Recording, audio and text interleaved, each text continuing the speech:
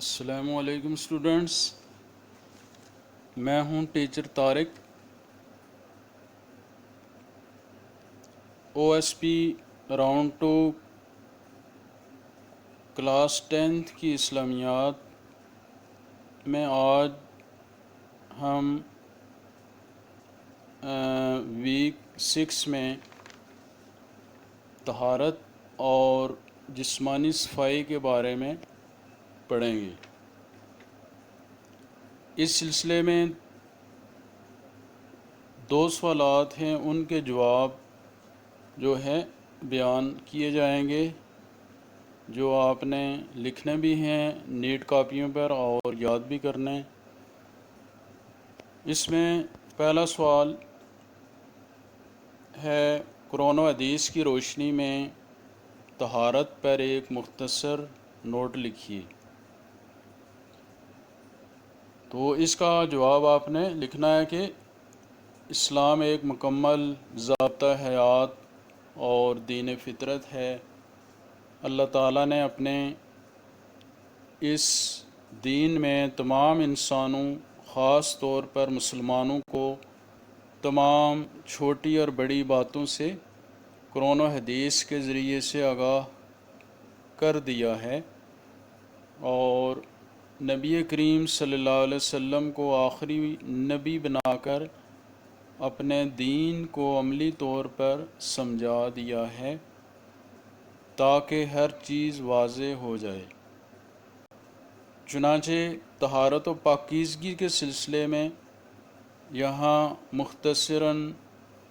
ایک آیت اور ایک حدیث کا حوالہ بیان کیا جاتا ہے۔ اللہ تعالیٰ قرآن مجید میں ارشاد فرماتے ہیں، وَالثِّيَابَكَ فَطَہِّرْ وَالرُّجْزَ فَاہْجُرْ، جس کا ترجمہ ہے، اور اپنے کپڑوں کو پاک رکھیے اور ناپاکی سے دور رہیے۔ نبی کریم صلی اللہ علیہ وسلم نے صفائی اور پاکیزگی کے سلسلے میں ارشاد فرمایا، الطہور شطر الایمان، یعنی طہارت و پاکیزگی ایمان کا حصہ ہے۔ طہارت کے لغوی معنی پاک ہونے کے ہیں۔ آج کے دور میں صفائی کا خیال تو رکھا جاتا ہے، لیکن شریعت کے اصولوں کو اپنائے بغیر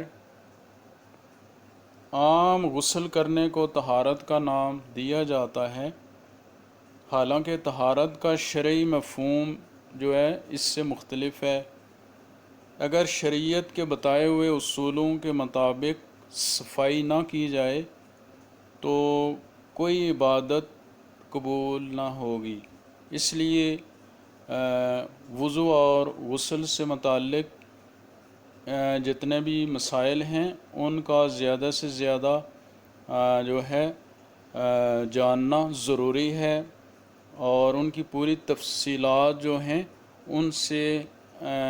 جو ہے آگاہ ہونا ضروری ہے، تاکہ ہم طہارت اور پاکیزگی کے سلسلے میں ہم کسی کوتاہی کا شکار نہ ہوں۔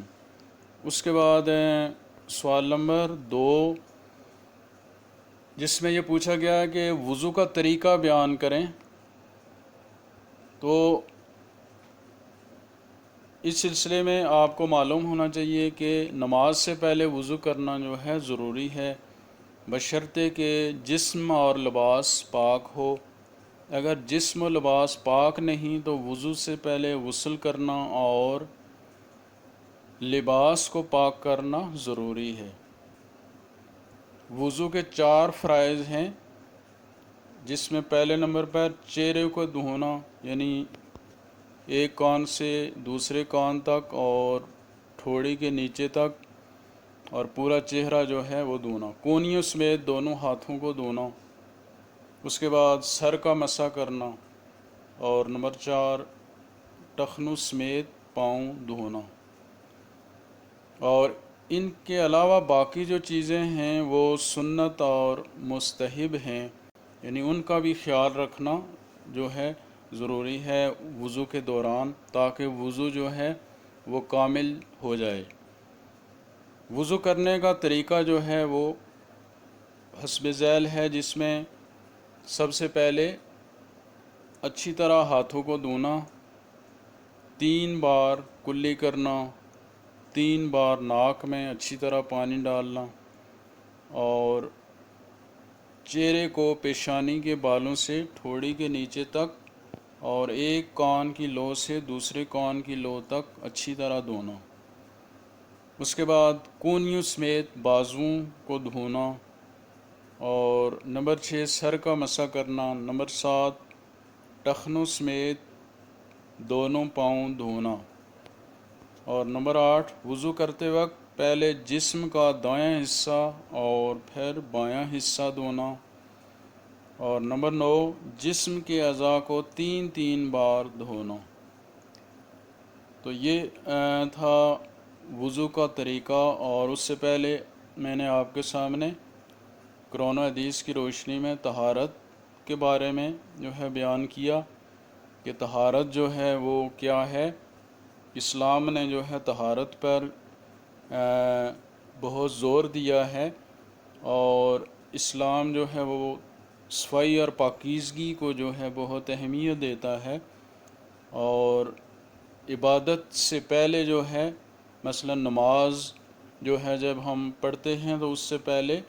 جو ہے طہارت کا خیال رکھنا جو ہے یہ ہمارے لیے ضروری ہے، اور اس سلسلے میں وضو اور غسل سے متعلق جتنے بھی احکامات ہیں ان کے بارے میں ایک مسلمان کے لیے جو ہے ان کا جاننا ضروری ہے۔ تو آپ نے جو ہے یہ دونوں سوالات جو ہیں ان کو بغور ان کا مطالعہ کرنا ہے، اور اس سلسلے میں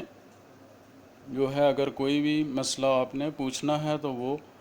آپ منڈے سے فرائیڈے تک جو ہے